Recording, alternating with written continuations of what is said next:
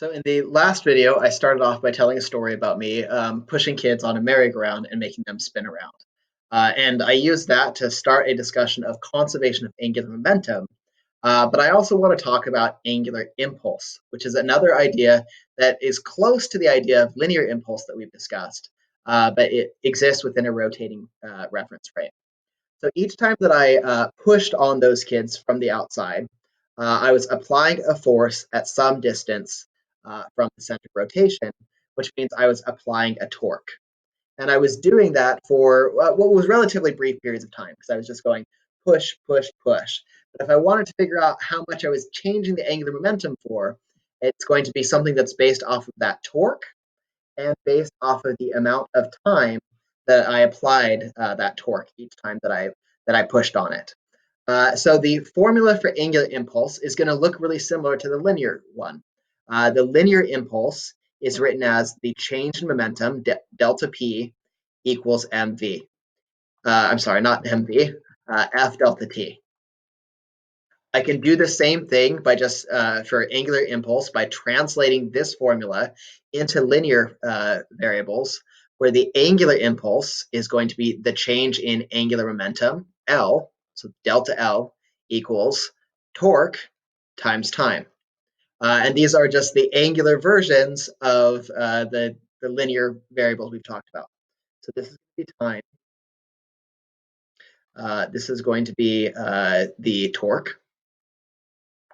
And then this is, of course, we can either call it the angular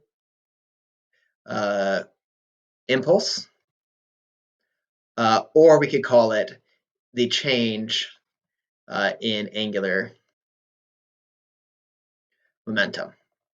And they're just like happened in our linear momentum problem, they're really just synonymous terms that can be used more or less interchangeably. So if I apply a bigger torque, I would change the angular impulse more.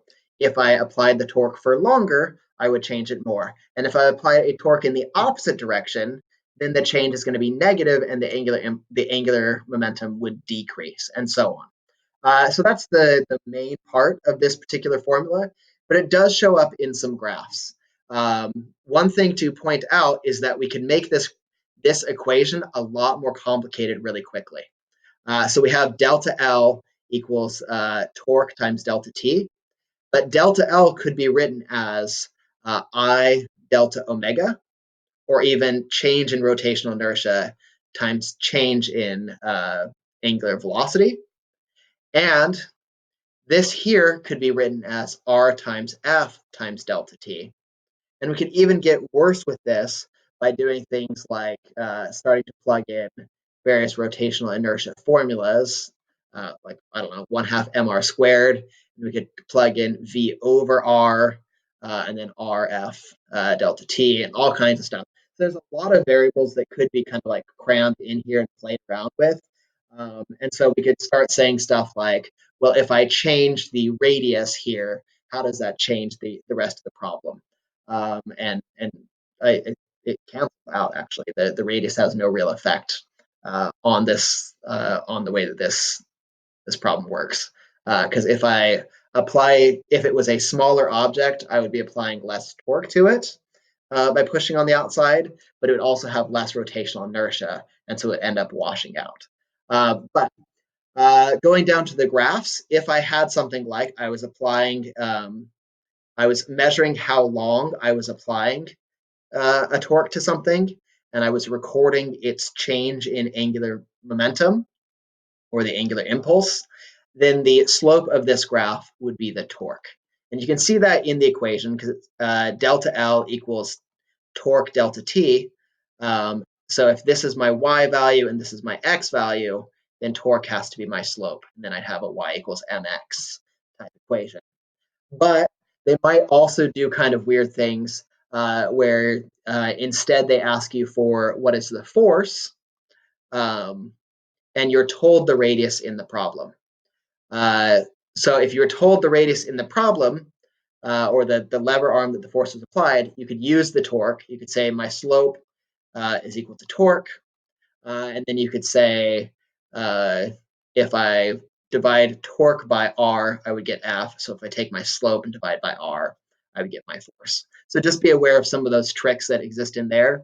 And also be aware that they might do something where they're applying a force to the outside of a disk or something, and they talk about how that changes the angular momentum. And if they do that, once again, we can figure out how long it's applied based off of the slope here. So it just kind of depends. Let's see, that would be delta L equals RF delta T. So my slope would actually be my lever arm times my time. So probably there you'd know what the time was, and you'd use that to solve for R or something. So there's the sorry, that was kind of rambly towards the end, but there's angular impulse. So hopefully this all made sense and helped. Bye.